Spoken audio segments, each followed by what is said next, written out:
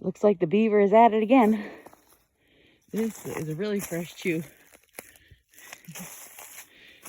I still think it's amazing that they can take down trees just with their teeth.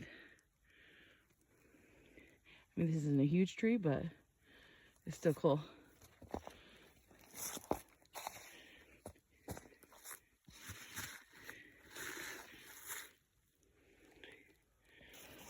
You can see where the beaver comes down and gets in the water.